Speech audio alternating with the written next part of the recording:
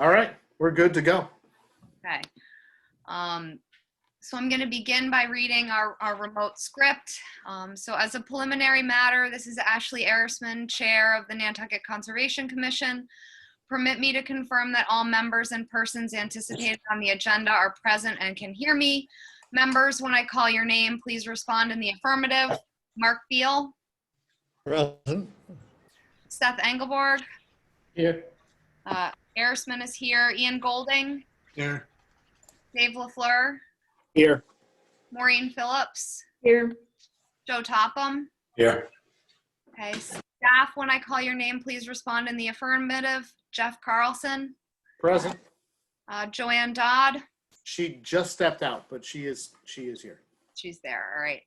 And then anticipated speakers on the agenda, please respond in the affirmative. It looks like we have Sam Kefferstan here.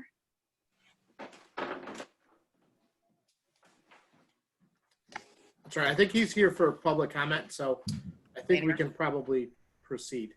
Okay. And I'm not sure who Brian is. So I'd say real quickly, if Brian is available, if they can enter their last name, just to let us know who they are, that'd be helpful. All right, Brian from the Inky. I think so. okay. Or well, put it in the chat box, either one. Yes.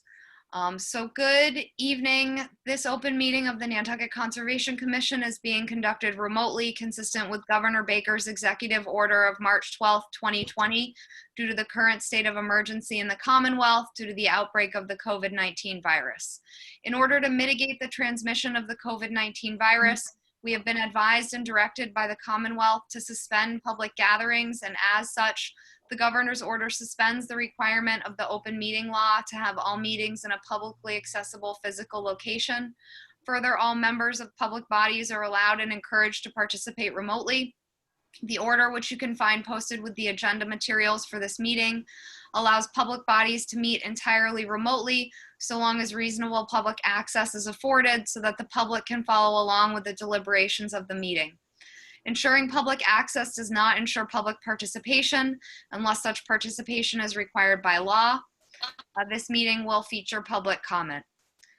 For this meeting, the Nantucket Conservation Commission is convening by video conference via Zoom app as posted on the town's website, identifying how the public may join. Please note that this meeting is being recorded and that all attendees are participating by video conference. Accordingly, please be aware that other folks may be able to see you and to take care not to screen share your computer. Anything that you broadcast may be captured by the recording. All supporting materials that have been provided members of this body are available on the town's website unless otherwise noted. The public is encouraged to follow along using the posted agenda unless I note otherwise. We are now turning to the first item on the agenda. Before we do so, permit me to cover some ground rules for effective and clear conduct of our business and to ensure accurate meeting minutes. I will introduce each speaker on the agenda. After they conclude their remarks, the chair will go down the line of members, inviting each by name to provide any comments, questions, or motions. Please hold until your name is called. Further, please remember to mute your phone or computer when you are not speaking. Please remember to speak clearly and in a way that helps generate accurate minutes. And for any response, please wait until the chair yields the floor to you and state your name before speaking. If members wish to engage in conversation with other members, please do so through the chair, taking care to identify yourself. So for items with public comment, and Jeff, I have a question about this one. We're not live on YouTube right now, right? That is correct. We are not live on YouTube. Okay, so for public comment, it's a little different in this case. The public has been invited to participate, and we will recognize them at the end of the public meeting because there is no YouTube chat for this particular meeting. And we will do our best to address any public comments or questions. And then finally, each vote taken in this meeting will be conducted by roll call vote. So with that, our meeting is open, and we will begin in the public meeting orders of conditions with Kim Glowacki at 46 Easton Street. And hopefully everybody got the drafts that Jeff emailed out today.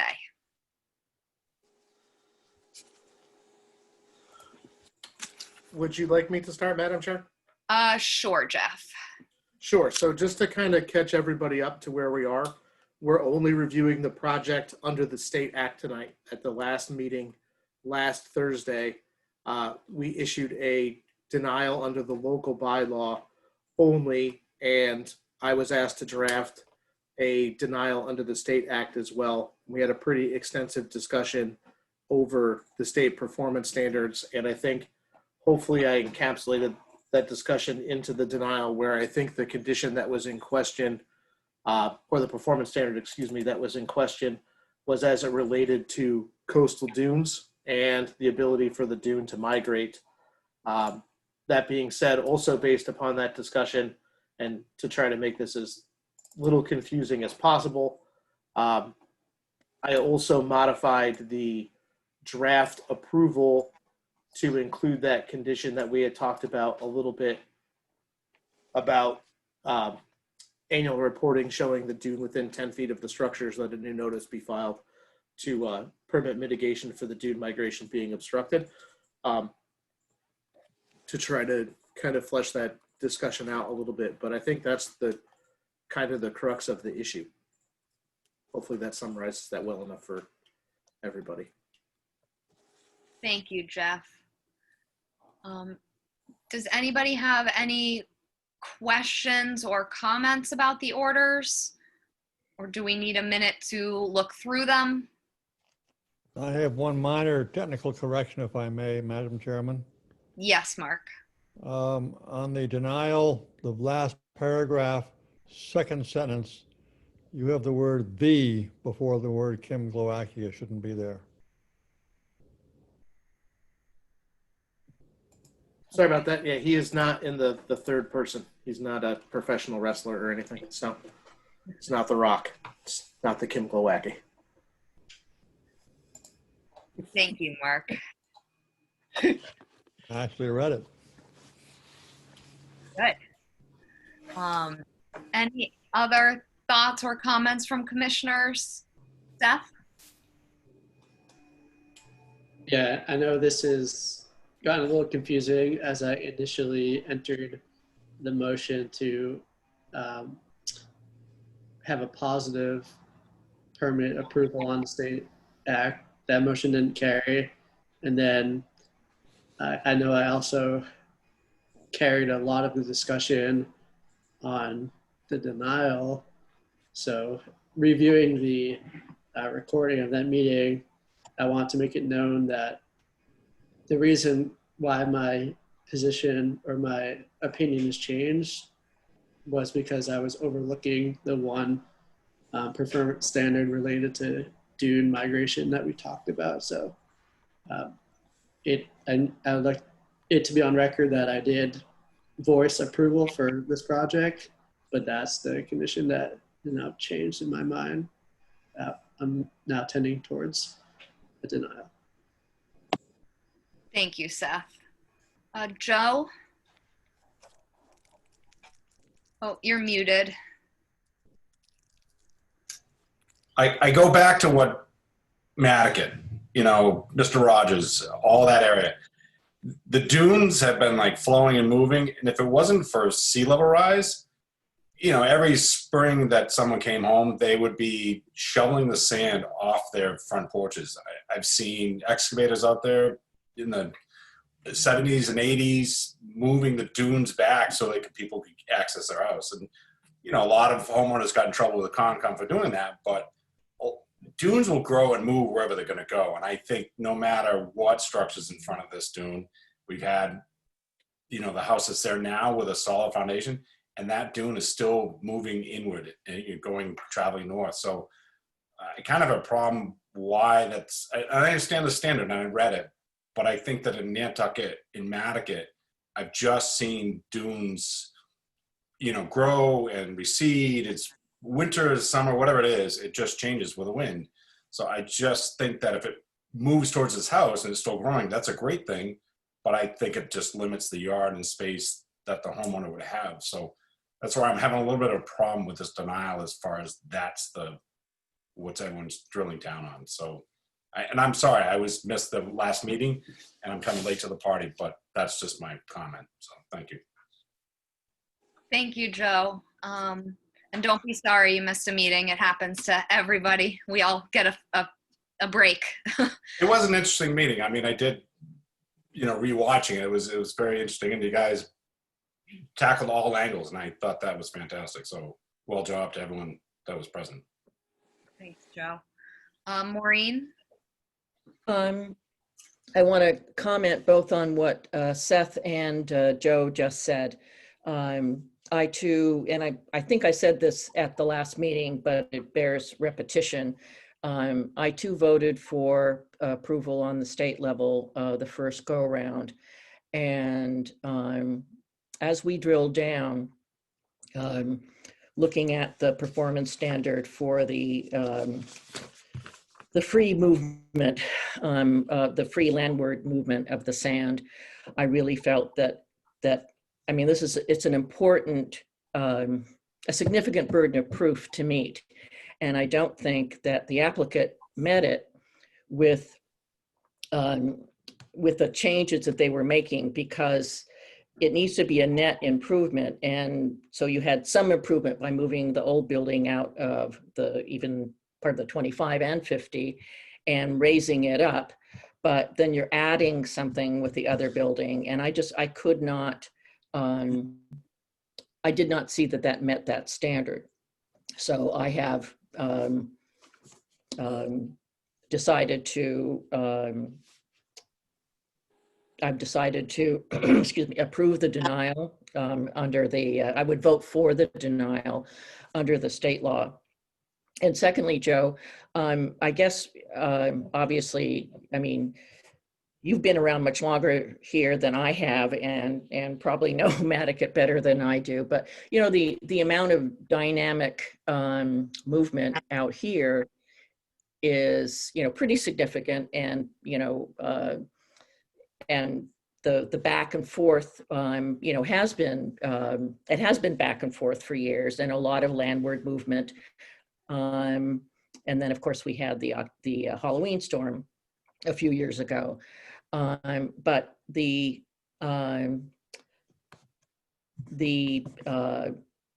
where things are, to me, I would believe the harbor is less dynamic than the movement of sand, and regarding the movement of sand, so that we need to kind of give it every chance for the dune to continue, to continue its free movement. And and while we do have so many different conditions all around the island, I really think that it's important to maintain what we can in this whole area. So. Thank you, Maureen. Seth? Madam Chair, if I may respond to what Joe said. Yes. So I totally respect and agree with what you're saying, that in Matticat, the dunes there are very transient and have moved over time. But that essentially proves the point of the performance standard that we're trying to address here. I want to come out and say that I don't think any commissioners on this board or any commissioners in the past were doing a poor job. But if sand was piling up from a dune on top of people's porches or entranceways or yards or whatever it is, and they removed them without permission, then enforcement actions should have been taken against those homeowners, since they're not complying with the Wetlands Protection Act. The fact that we see from Matticat that actually did happen, that the dune moved but then was blocked by having a house in the way, shows that in the harbor on Hulbert Ave that we're talking about here, the same exact thing could happen. The dune can move to a certain extent landward, but then there's a house in the way, and that physical structure of having walls blocks the dune going past it. So I think that it's sort of case in point for the standard we're trying to apply here. Joe? So, thank you, Seth. And I agree, but back in the day, they had CMU foundations or concrete block foundations. So the sand wasn't allowed to kind of travel, or I think this new structure would be up in piers and allow that dune, and I know it's creeping along, but keep traveling northward, going inward. And I think that with being on the piers, I think if it goes all the way to the street, it goes to the street. I don't think that the shoveling would be necessary in this because the house is going to be 9 feet off the ground. If we get a 9-foot dune there, that would be awesome to see, but I don't think that's going to happen. And I just think if it's two smaller structures that are there, or if the property's sold to one person and they do a structure that's, you know, lot line to lot line, considering setbacks, I think that dune is still going to migrate going forward. So whatever goes forward, and I understand what everyone's saying, but I just think that dune with this new foundation system would allow that movement to keep going forward. It's going to allow wind to travel forward. And going back to Ashley's point, I would love to have seen a very, and to use your word, robust dune restoration program, because I think that would have really kind of pushed us a lot to like, wow, this is great. But I think that was something that came up very short in this application. So, you know, I want to see this dune, and I want to see this site, you know, be successful. So I'm not in favor of development if it was going to stymie that. I just think that it was a better foundation and program in place than what's currently there. And even though it's a solid foundation, that dune is still allowing to move forward. I do think if we have a big storm surge, then I think we're going to get some funneling and acceleration of the rainwater or stormwater, and that's what we need to avoid. And that's what I was hoping that this new project would eliminate that. I think the next one, whatever developer comes in next year or soon, I think we'll see just one large house, and we can still see the same amount of development across this property. Thank you. Thank you, Joe. Any other thoughts from commissioners? Okay. If there's no other thoughts, Jeff, is it appropriate for a commissioner to make a motion since we've kind of already had discussion? Yeah, you guys have had a pretty lengthy discussion. So I think if someone, unless there are other edits to whatever draft someone wants to make a motion on, you can certainly decide what you guys want to do. Okay. So would anybody like to make a motion either to approve the approval or to approve the denial?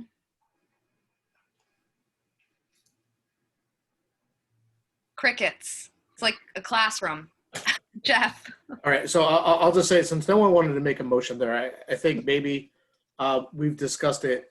I think just to do a little bit of due diligence on it, I did propose that condition related to dune migration.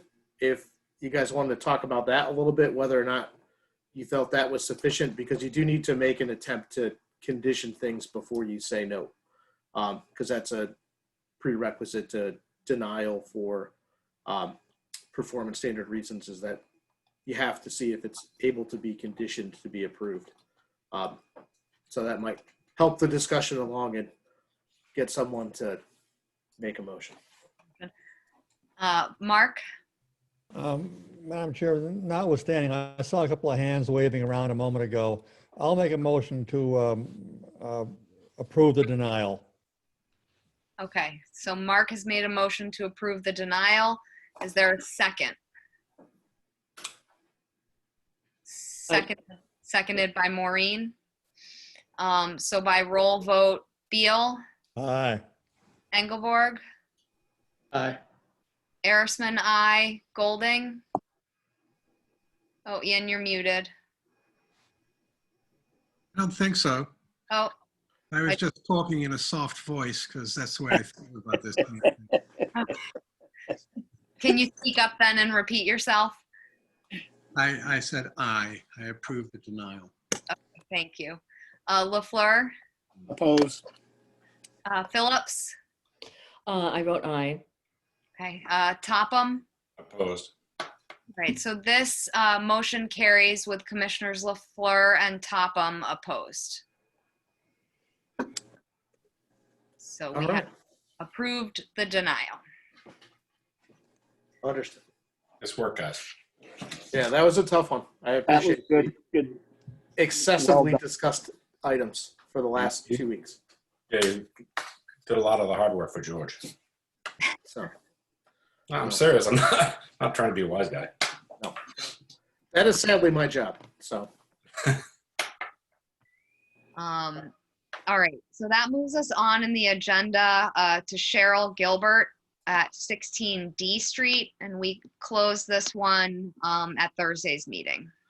yeah, so I just added this on because we closed it last Thursday, and I thought instead of carrying it to the next meeting, which seeming like all our agendas are long, we just put it on tonight. So it's for the it was the project for the upgrade of the existing septic system, kind of near the coastal bank, adjusting from the traditional tank and leach pit to the IA septic system. No one seemed to have any concerns with it, so I drafted it pretty straightforward. Are there any thoughts or questions from commissioners on the draft order? Looks like no.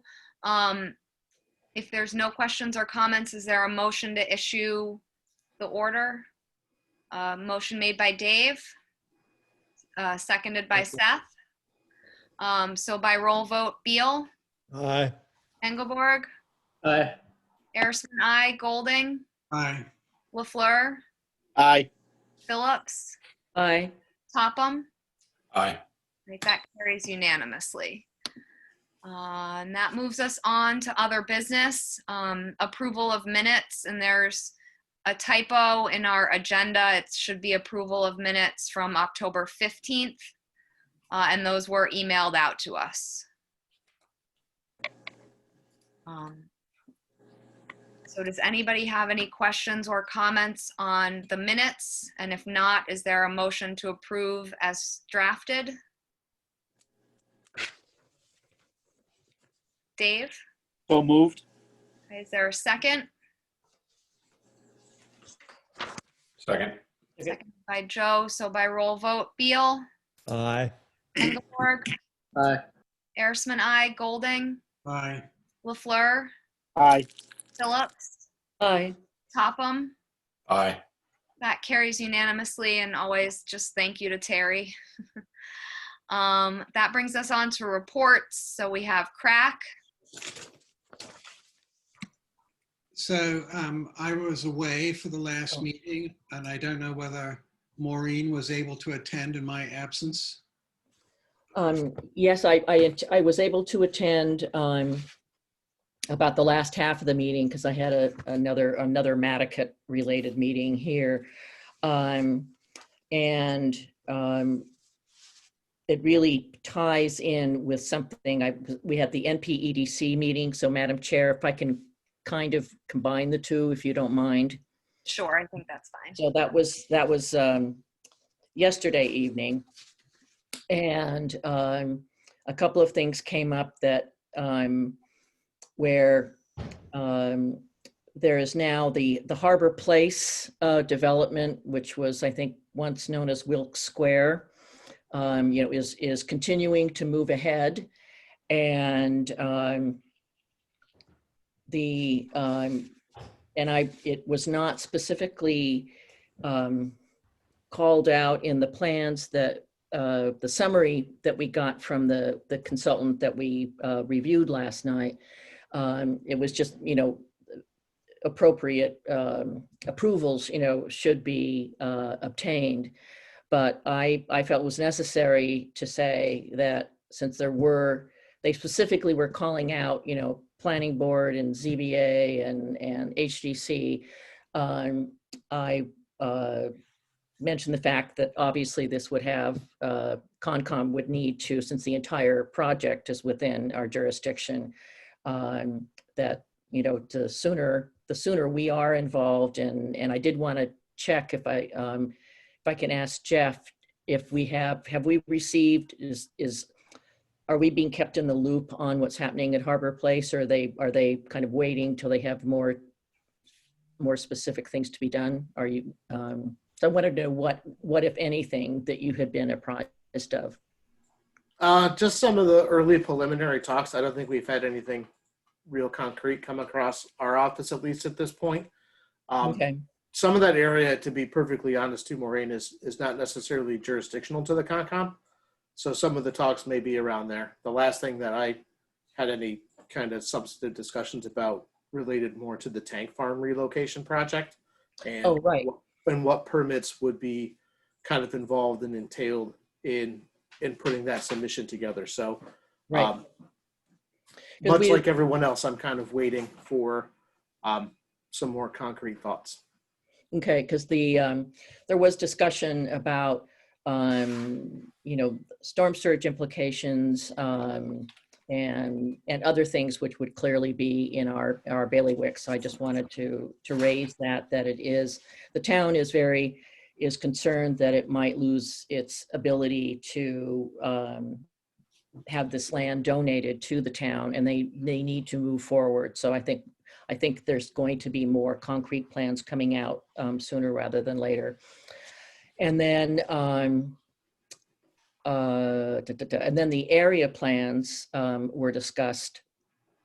There's, as people know, there is a new town area plan that's going to be drafted, and then Mattocket and Surfside and Sconset are being updated. And again, I know we have, I know, Jeff, I think you are already aware of these things. And I know from the Mattocket plan, the working group is going to be, lucky you using you as a resource, or using the department as a resource if necessary. And let's see, I'm just trying to find my notes because there was one other point. Yes, and this goes back to crack, but the fact that we're going to be looking at our own regulations. Everyone has seen, I think, the crack statement about using the NOAA high sea level rise assumption in,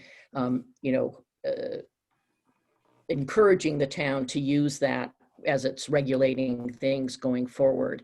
And it occurred to me that if it's possible for us, when we look at our regulations, to think about if there's a place that could be put so that it's specifically included.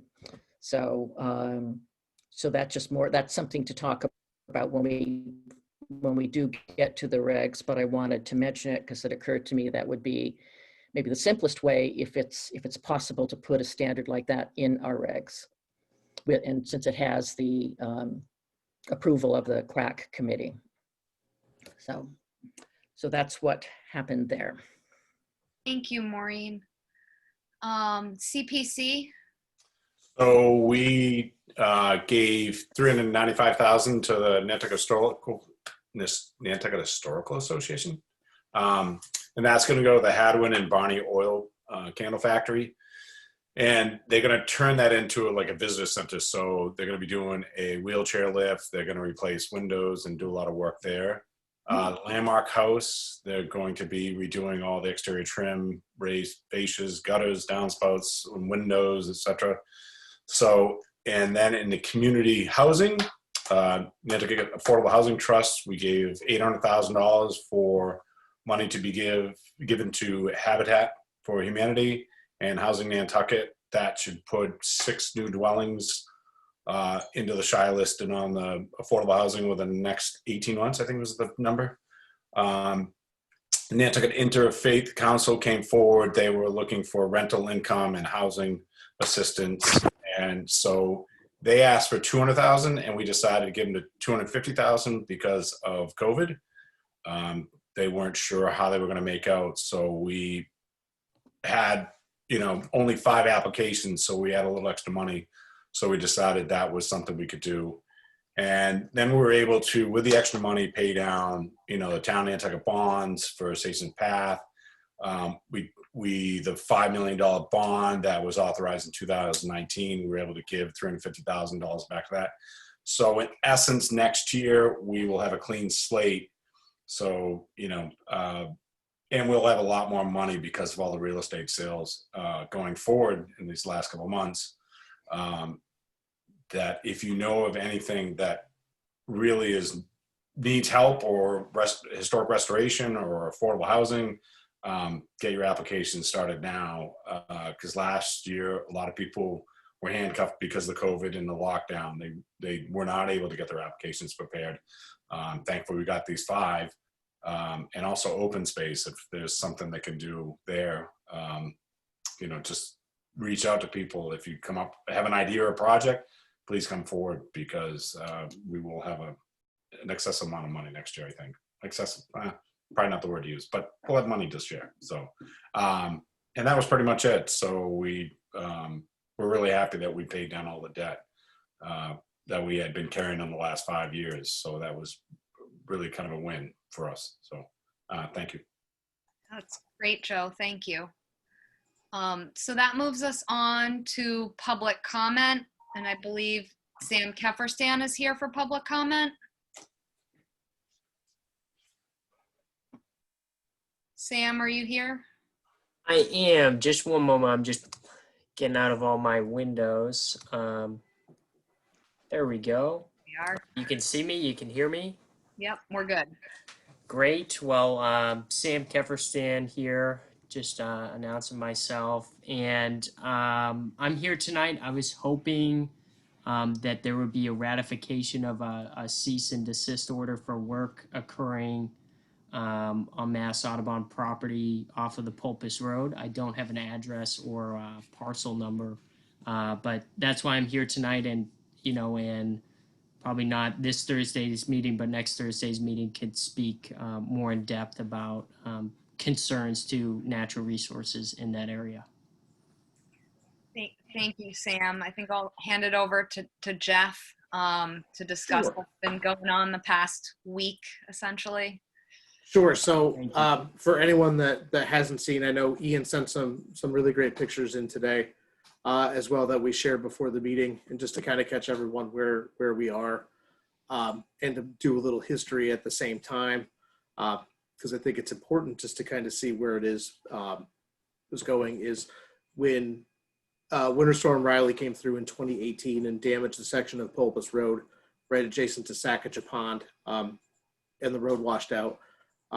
There was an emergency order by the state DEP that allowed for the reconstruction of that section of road. And at that point, the DPW also installed the small Jersey barrier wall that was there to shore up the road at that time. So what had happened is some of that had become undermined. And in April of this last year, the director of the DPW explained to us that they were going to be doing some repair work to repair a small sag in the wall, and some of the portion where it had been undermined. Work began on that in the last week. We believe they mobilized to the site on Tuesday. I know we were out there on Tuesday and saw that they had gotten to the site for what we believe to be that repair. On Friday, we got a report from Sam and Emily Bolden from the Land Council that work was in excess. We were able to go and get to that site, unfortunately not until Monday, but agreed that the structure that is in place is definitely not in compliance with the original structure, and the work that was done far exceeded maintenance on that structure. So we are also hoping that you guys will issue the enforcement action, that includes the cease and desist, but then also to require that a notice of intent is filed for whatever roadway stabilization is going to be put in place temporarily, that the structure that's there is removed and those resource areas are restored. I know this is an area where there's a different project involved for some roadway protection and some other work that's there with the living shoreline, which may be wrapped into that. But I think first and foremost, for anyone who hasn't seen the pictures, what was a kind of 1 to 2 course Jersey barrier wall is now a 2 to 3 course Jersey barrier wall with kind of perpendicular Jersey barriers that form a bunch of little like mini groins that were explained to us to hold up the structure. We were able to meet, Sam, Emily, and I were able to meet with Rob McNeil on site today. We met at 11 a.m. To hear what he had to say. And I think we all left leaving that the work was done was definitely not in compliance. And a host of other issues that don't even necessarily pertain to the Wetlands Protection Act as far as property encroachment and damage done. That's a different issue that's outside of our purview. I think our request is that we start the process to fix what was done and prevent it to happen from going forward. So that's kind of where we are. The DPW has stopped. They acknowledge that they won't be doing any more work. And now we need to start fixing the mess that's there.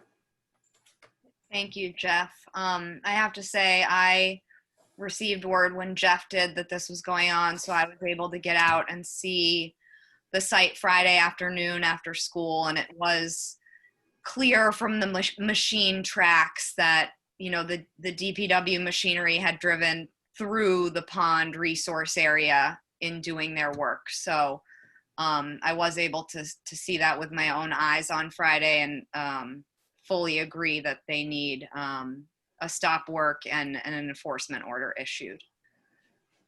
Ian, did you have a question or comment? Yeah, and I guess this is for Jeff through you, Madam Chair.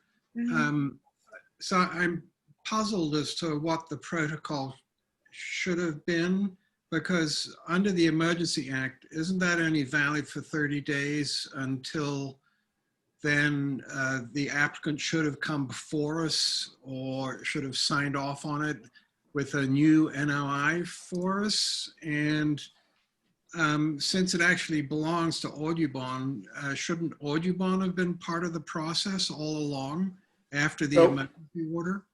So I'll try to answer those in sequence. And if Sam wants to add anything, he certainly can. I don't want to put words in Audubon's mouth, but I'll try my best to.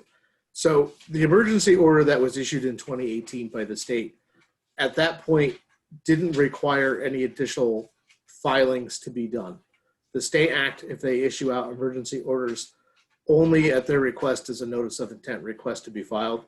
Something that should have happened in 2018 is the commission should have issued out a separate order to deal with the emergency, and that would have required the notice of intent. But I think at the time, we were all in such a hurry to try to get the roadway reopened that we just relied upon the state's decision and the state's issuance, and then the town had filed kind of the emergency abatement with the state that they signed off on. Hindsight being 2020, we probably shouldn't have relied on that solely, and kind of lesson learned from that. The second issue at hand is, should Audubon have been involved the entire time? Absolutely. I mean, it's their property, it's their land. I feel like I've said this 1,000 times to the commission that you can't permit work or you can't condition other things to happen on other people's properties, regardless of how bad you want to or you think it's necessary. So I know at the time when in 2018 it went in, I know there was some discussions with Ernie Steinauer at the time, and it probably didn't get high enough into the Mass Audubon ranks at the time for whatever reason. But I think going forward, anything that happens there and any restoration work, I think that the commission should probably rely upon Mass Audubon being a partner to decide what's adequate to restore that property, especially as it's theirs, and that they are, you know, integral in deciding what's needed to fix the damage that's been done, and well, not necessarily legally signing off, but signing off on whatever restorations and whatever future monitoring and triggers and conditioning goes with that. Because again, it's their property that was damaged. So if Sam wants to add anything else on for Mass Audubon, I think now would be a good time. Yeah, I think I can just chime in, and I think we'll definitely plan to address this in greater depth, not this Thursday, but the following Thursday. But for those that haven't seen it, I mean, it seems the impacts were pretty severe.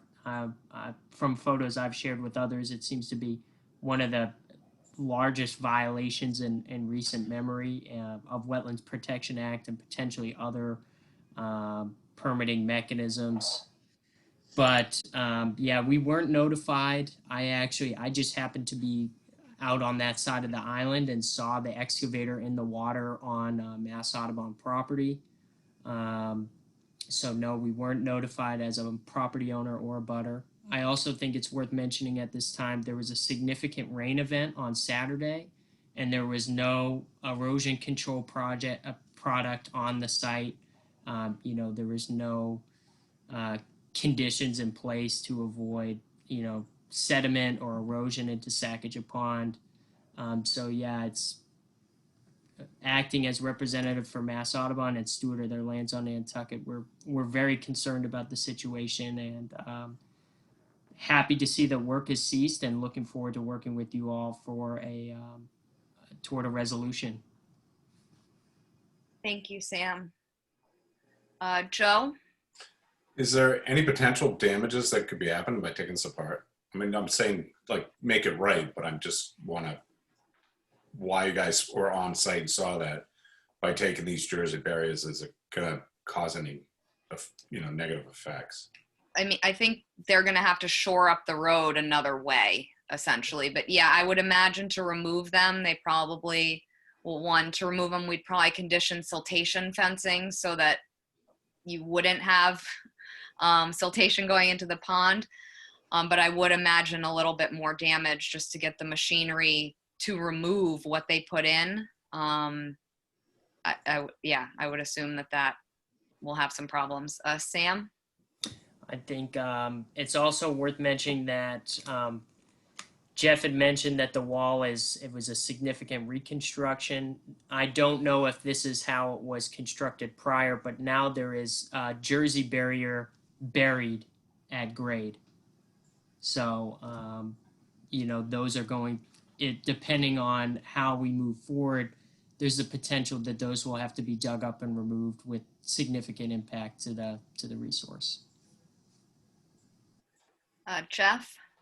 Yeah, so I tend to agree, and I think part of, as we go through enforcement, and I know Rob indicated to us on site that if the action is ultimately that it needs to come out and be removed, that he understands that it will need to be removed. I think there's going to have to be some care for how that's done and what happens. Personally, I think looking at it now and knowing the machinery available on island, I'd be willing to bet that most of what's in can probably be removed from the landward side without having to access the beach with machinery, especially with the concrete barriers. It's not that far.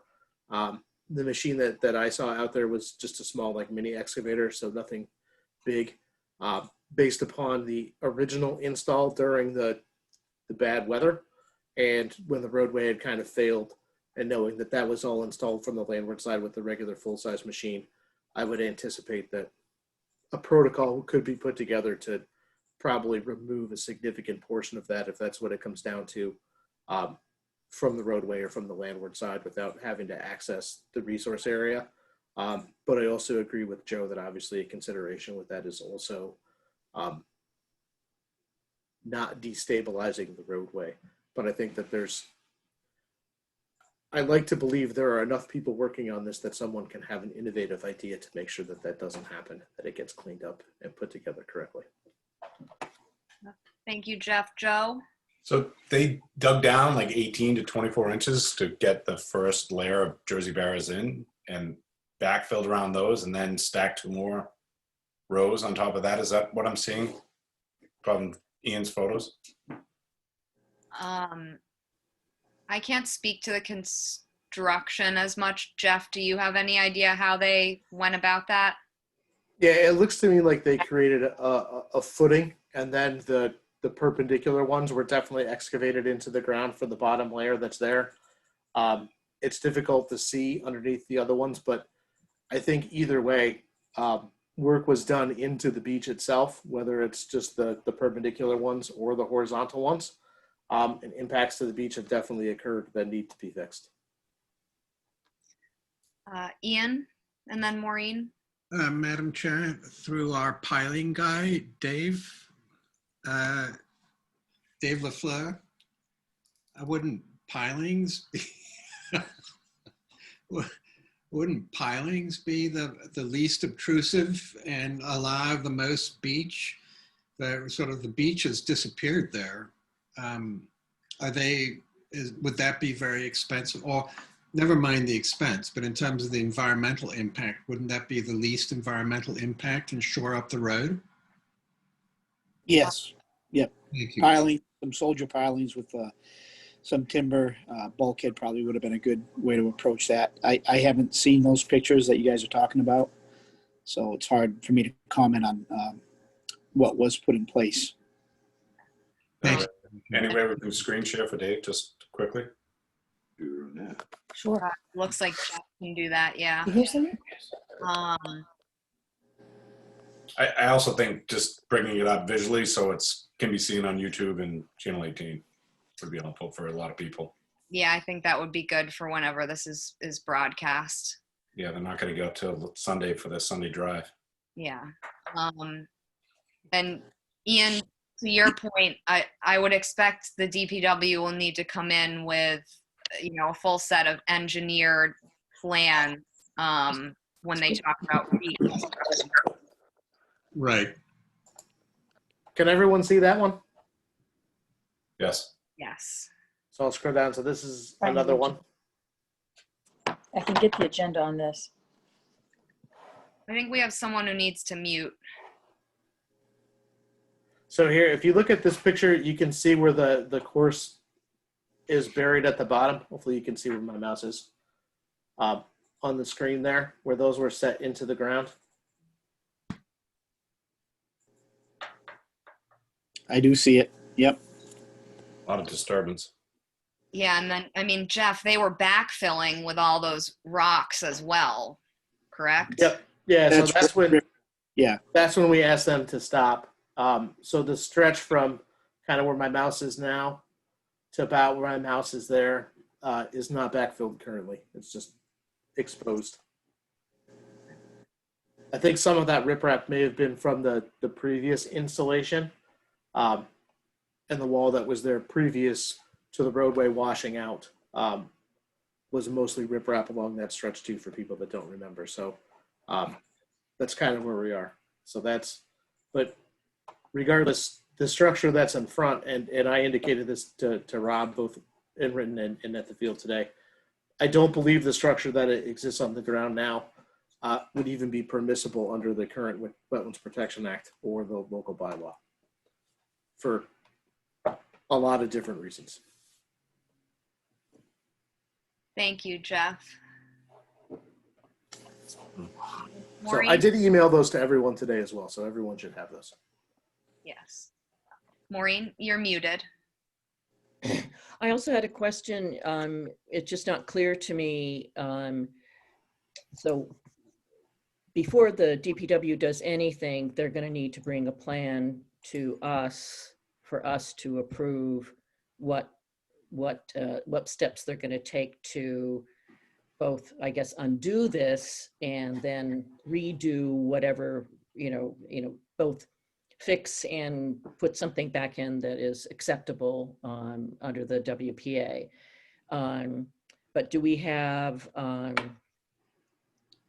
do we put in the enforcement order? Do we put deadlines? I just don't know. This is a somewhat unusual thing to happen. So I would like to know more about kind of what happens next and then what exactly DPW winds up being responsible for vis-a-vis the resource areas and also vis-a-vis the landowner, Mass Audubon. So So- Maureen, I think Jeff has an answer, but usually for enforcements, the first step is to get the DPW or whoever made the violation in front of us. And that's the point where we would maybe set deadlines or benchmarks for rectification. But Jeff, you probably have a much better answer than that. That's actually pretty good. So I think I agree that the first step is to get them here, because I think we also need a total explanation on what was installed And I think it'd be nice to see whatever plan was used to construct it, just so we know what to expect for sure and what's in the ground, what's on top of the ground, what's behind things, what's in front of things. So we know what proper measures to take, whether it's, siltation fencing or other barriers that are there to prevent as they deconstruct it, to move it out. And what impacts we need to try to mitigate. And then I think, moving forward with the plan, if the roadway still needs some level of stabilization, obviously filing a notice of intent to put whatever stabilization ends up being there is there. Not to kind of kick the can on the third issue is obviously if there's going to be work that takes place on Mass Audubon's property, they need to authorize it to some degree. But I think as far as, Mass Audubon's interest in what happened in the damages to their property, some of that's also their private interest to be dealt with the DPW as well. I mean, that's obviously we have a process that we can do and we have certain boundaries. If Mass Audubon feels aggrieved beyond that, they certainly have remedies that they can investigate as well. So as private property owners. So I think that's kind of where it stands. I think we're a little bit in the, let's figure out what it is and then figure out how to get back to a starting point and then figure out how to stabilize the road in a proper way is where it is. I mean, I don't think there's a timetable for it to be finished. But I think the first step is to get probably Rob in front of the commission to go over everything that went on and what's there. And then to say, well, this is step one. And after you complete step one, we're going to have you back for step two.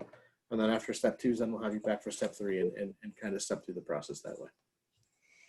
May I just have a follow-on, Madam Chair? Yes. Yep. So the other thing, and maybe it's just assumed in what you've been saying, but somehow,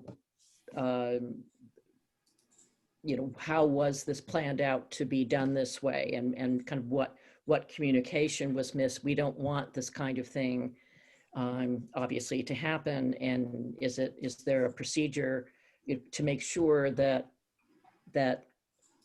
DPW or anybody else is well aware? I mean, I guess everyone's well aware of the procedures, but is, to ensure it doesn't happen again. And so I guess looking at how those guys got there with that equipment in those directions, how did that occur, and make sure that kind of thing doesn't occur again, where it clearly was not something that had been approved.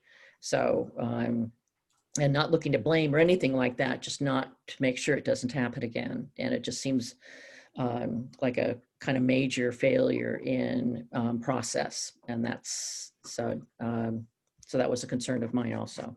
Yeah, I think one of the ways we're going to try to address that, and it's something that, I've spoken with the assistant town manager about, is having to have some sort of, as much as I hate to create more paperwork for our office, for people to be doing maintenance in more sensitive areas, to file a written plan, as opposed to, we're going to be starting maintenance and it's my fault for not asking more questions, but for maintenance statements, like we're going to repair the sagging section of the wall, to say, well, what does that really mean? And I would like to see your plans, instead of trusting that people are going to do the right thing and stay within the scope that they're telling you, is to at least then have it documented for what it would be.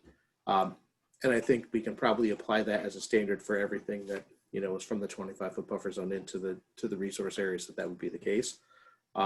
And then anything outside of that, we can probably keep it a little less paperwork heavy, and just try to do inspections. But in these cases where, we're adjacent to resource areas, to have a written plan come in, especially from town agencies, to make sure. We have a lot of water and sewer and public works, and those are really kind of the three primary ones that I can think of, to know exactly where it's going to be happening and what the full scope is. So we're not surprised that we got told one thing and something different is happening. Okay. Thank you. Thank you. Mark, you had your hand up.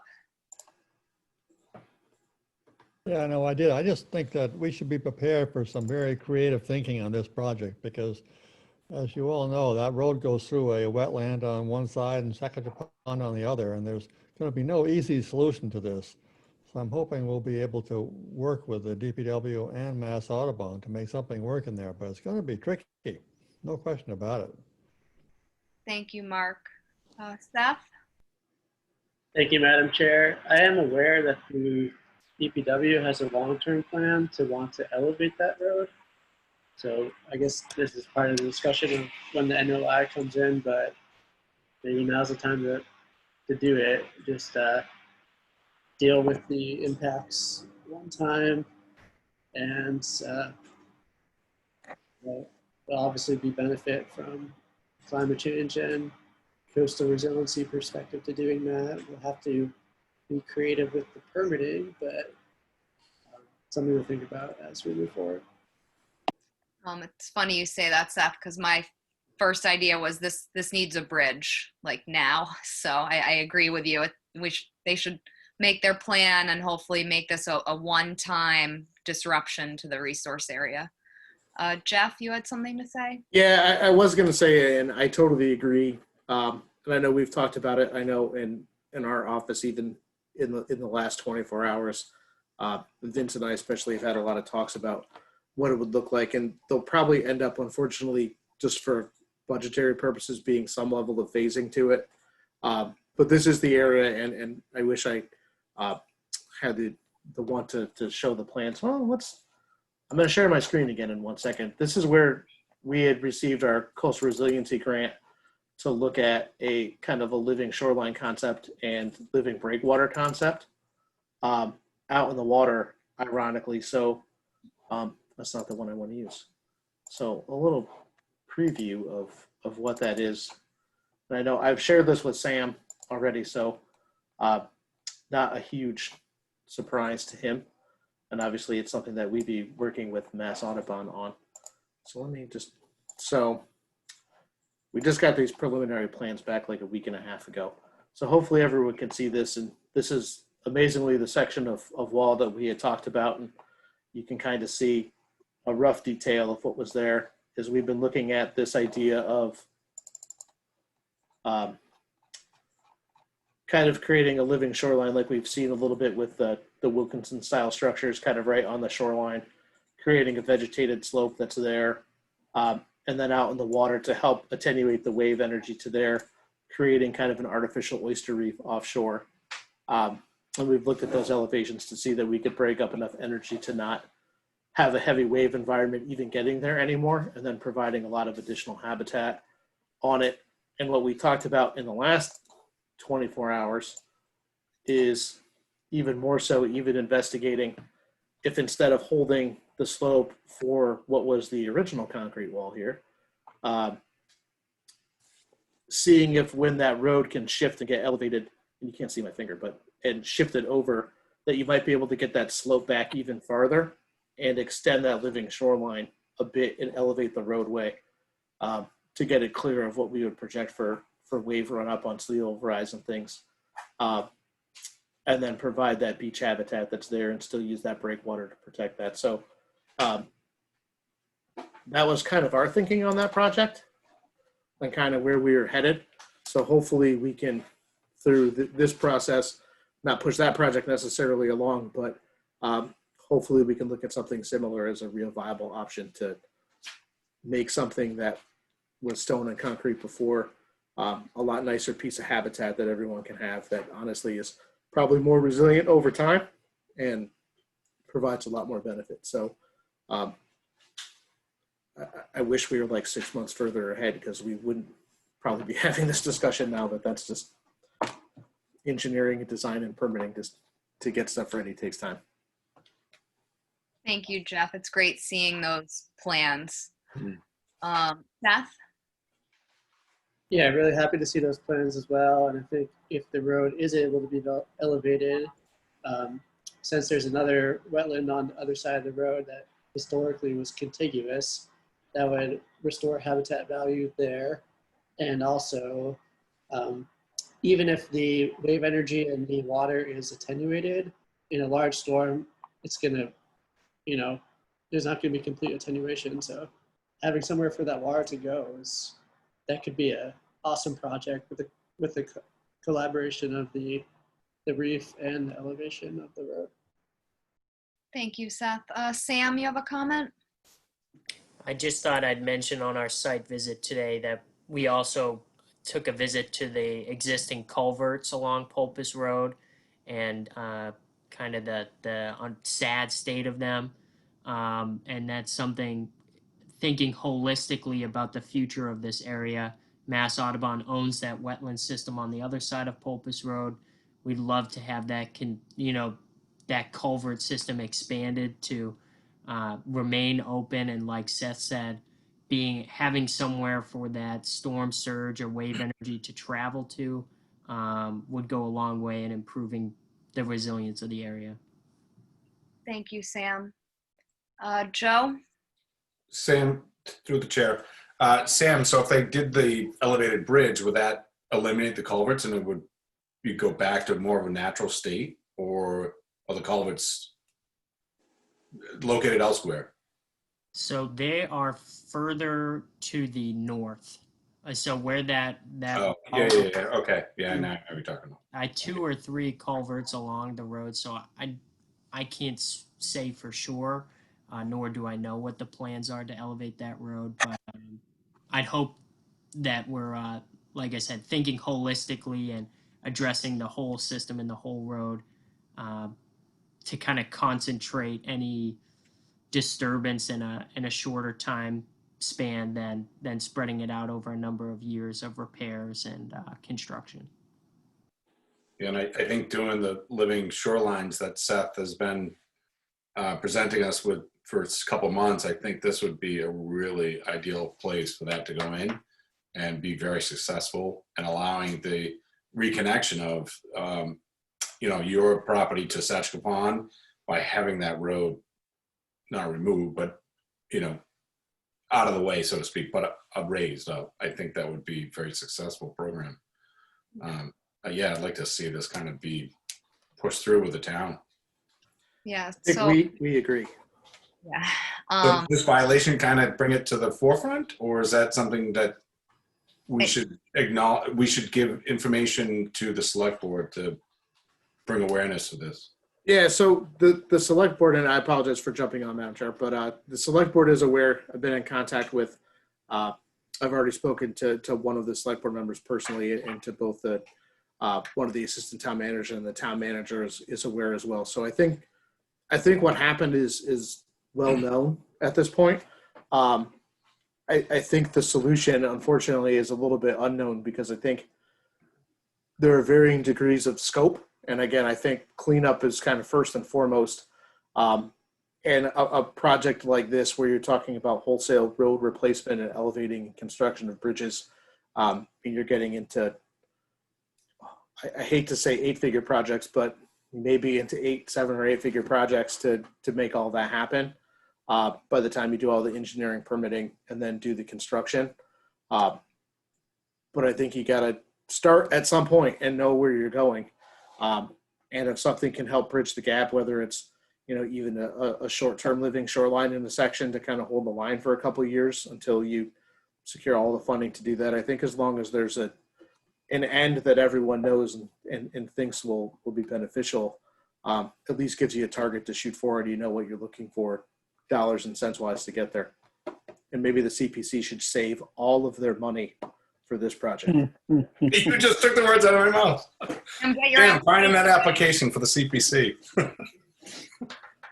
Seth? Question for Jeff, if I may. Yep. But just in terms of logistics, so we can issue an enforcement action for the cease and desist. We can issue an enforcement action requiring sort of a temporary notice of intent. And since that notice of intent, would be for 3 years, can we incorporate conditions and that notice of intent, essentially requiring them to come back with a more holistic project, or is that outside of our scope? Jeff, do you have a response to that? That's a really good question. I think the answer to that is a little bit of yes, in the sense that I think when we first sit and talk to Rob, I think going through and really kind of impressing upon him that holistic project right up front, and that's kind of, the commission would like to see a project that solves this problem. I don't want to say in permanence because that's never true, but in as long a term as possible, and meeting the town's clearly established, hazard mitigation planning goals and coastal resiliency goals, instead of piecemealing something together to kind of just get by. I think would be important to press on in the beginning, see what project comes forward. And then I think you certainly may have the ability to condition further action as necessary through whatever that notice of intent is, or even through this enforcement if we don't feel it's sufficient to address the violation that occurred. And then again, I think the other player with all of this too is also having something that when we sit down and we are going through that remedial action, that our kind of unwilling dance partner in this, with Mass Audubon, is also on board with and is there. Because again, if we're going to be requiring restoration to their property for the damage that was done, certainly don't want to have them leave feeling like they weren't made whole as best possible. So I think all of that kind of comes together. Great.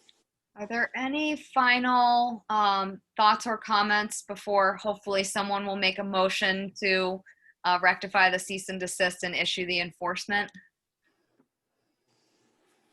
Dave?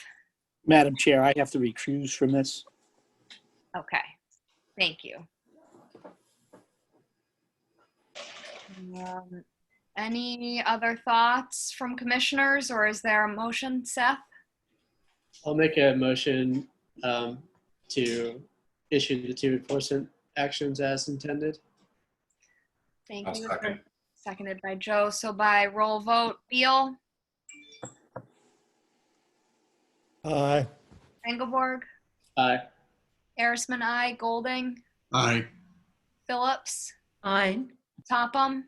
Aye. Right, that carries unanimously with Commissioner LaFleur recused. Thank you, everybody, for this discussion. I'm sure we'll have an even more in-depth discussion about this when we have the DPW director in front of us. Is there any other public comment?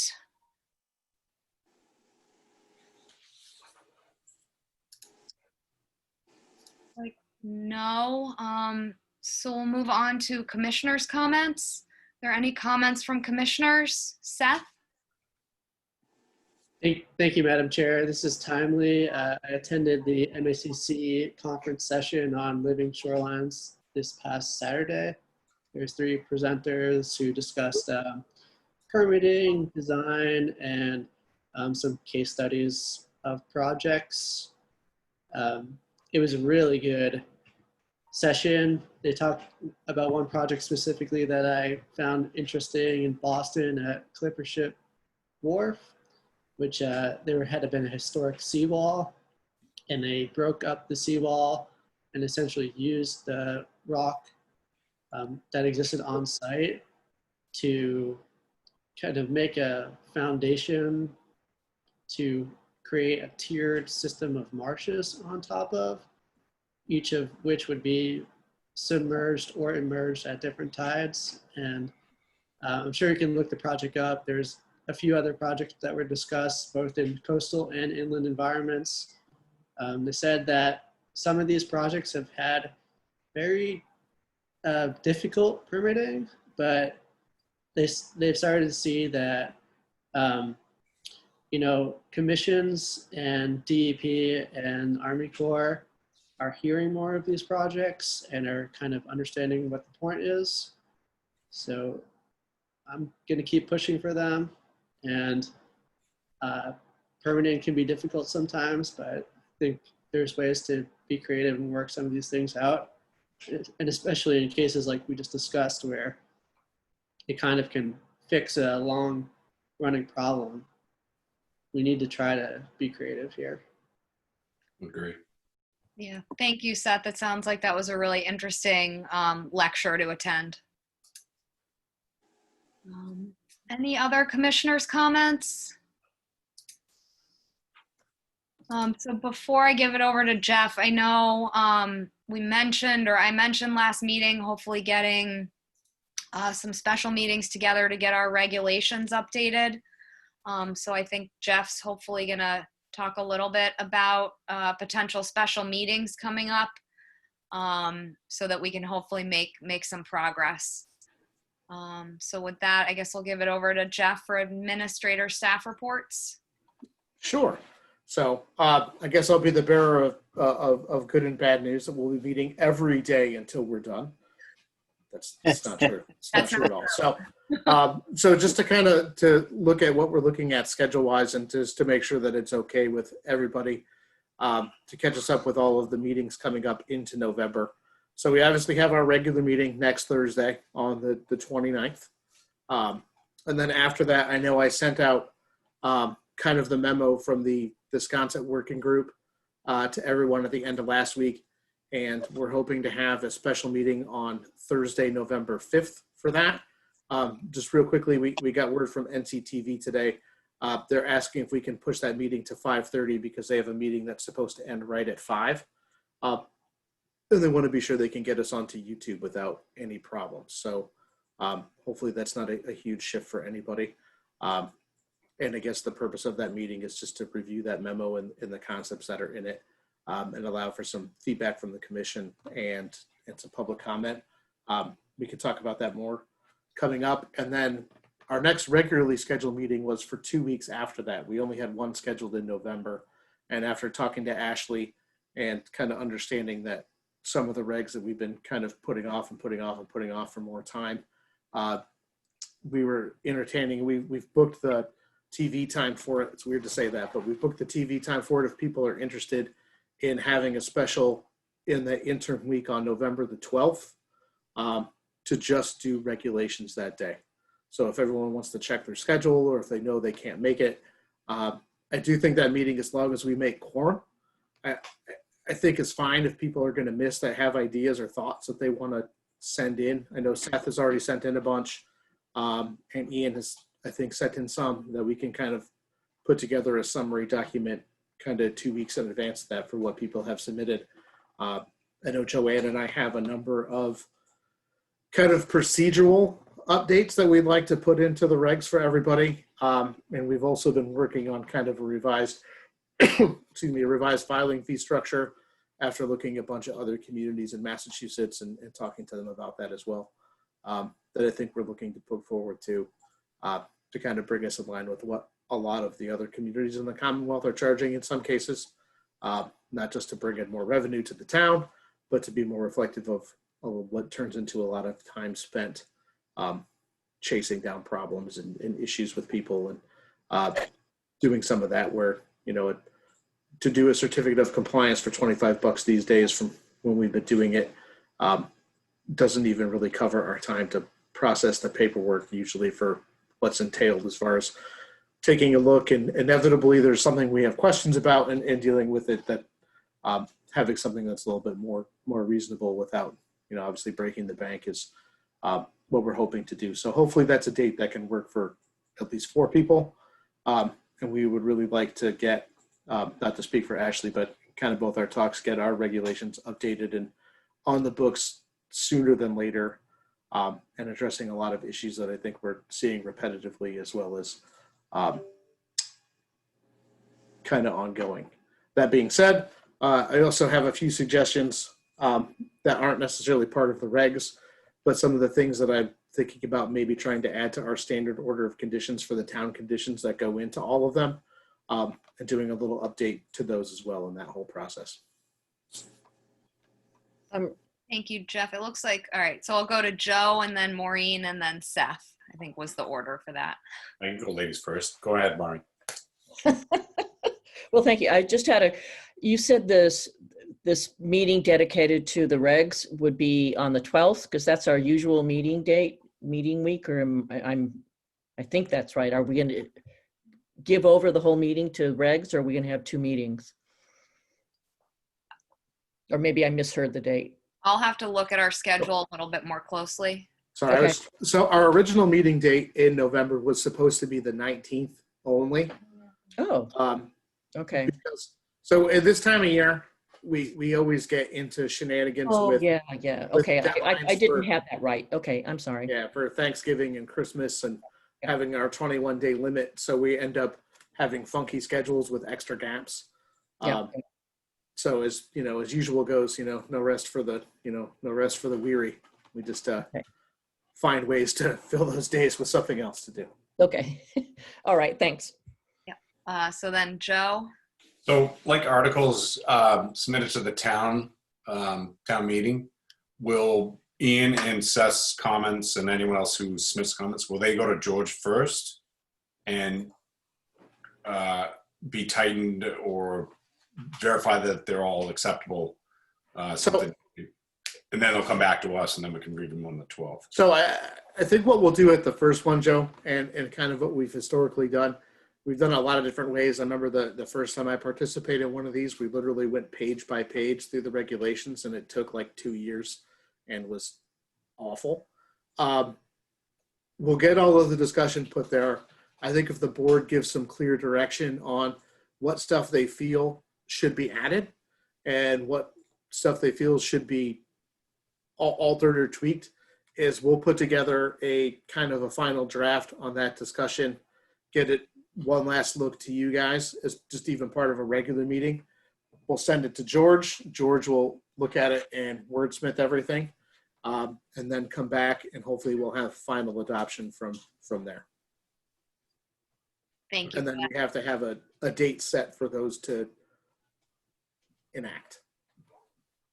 Thank you for that explanation, Jeff. Seth, you had a comment or question? Yeah, two short things. First is I did submit some proposed changes I'd like to see, but it was quite a while ago. So I think there's been additional things that have come up, and things that might have changed. Do you want another submission, or is there just things we could talk about at the meeting? And Yeah, then- if people, Go ahead. excuse me, Seth.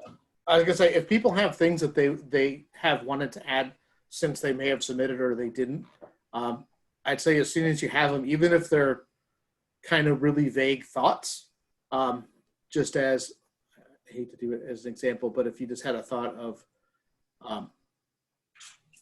I think we should look at patios differently than, a non-structural item.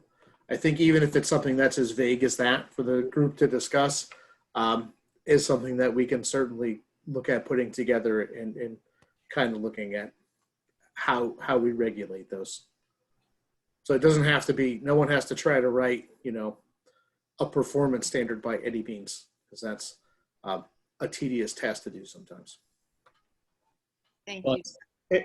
It's interesting because I am actually interested in looking at the definition of patios, and one thing that came up with the recent application is maybe changing some of the wording of how we interpret rare and endangered species. But I'll make a submission. And then the other thing is, since the application period for town warrant articles is open, I don't know if we're getting too ahead of ourselves yet, but there may be parts of not the regulations, but the bylaw itself that need to be updated as well. So do we need to consider that at the same time, or do we just get the regulations done and then submit the bylaw changes next year when they're ready? Sure. If it would help for everybody, I will send around a digital copy of the bylaw as well, so people can see it. I'd have to take a look to see. I'm sure there's always something that could use updating. Most of those were written in the 70s and 80s. So like everything, we all get a little older and a little wiser. So hopefully those can do the same sometimes. Thank you, Jeff. That would be great to send it around. Any other questions or comments for Jeff? Well, I guess I'm so pleased he's so optimistic about getting older and wiser. I just think that's marvelous. That's what you guys keep telling me, Ian. So I'm hoping that that's the case. I did have one last thing, Ashley, if Yep. you're interested. So Joanne has been diligently working in the office on compiling what we're hoping to send around more regularly, kind of an updated enforcement list for things that are outstanding and things we're waiting to receive. We've started to send letters out to people who haven't responded to their initial action with the, if you fail to respond, you are going to be subject to daily fines until you do, as is required by our current ticketing procedures. So we've just kind of started to do that, but we're going to start trying to send around kind of in front of the meetings. Excuse me, maybe an updated list each time of where different things stand in the process and what's going on. And even if some of the things just sit for a while, that they're being cleaned up or they're being resolved and we're waiting for an inspection or something, that everyone will be able to see that kind of rolling list. Thank you, Jeff. That's going to be a great document to have available. I kind of secretly want to post it on the internet too, just so everyone can see it all the time. But well, there is a representative from the newspaper, so maybe he could get his eyes on it sometimes. And so, well, if we put it in the pack, everyone will get to see it. So it'll be a public document. yes. Is that it for administrator staff reports, Jeff? Yeah, this is an off week, so I'm trying to not talk as much so we can get out of here earlier than 9 o'clock like we normally do. All right. Well, with that then, is there a motion to adjourn? So motion made by Ian, seconded by Dave. So by roll vote, Beal, Aye. Engelborg, Aye. Arisman, aye, Golding, Aye. LaFleur, Aye. Phillips, Aye. Topham. Aye. All right, this meeting is adjourned, and thank you everybody for attending a special meeting on an off week. Yeah, thanks everybody. Thank you. Jeff, thanks, Ashley. Good night, everybody. Good night. Yeah. Well,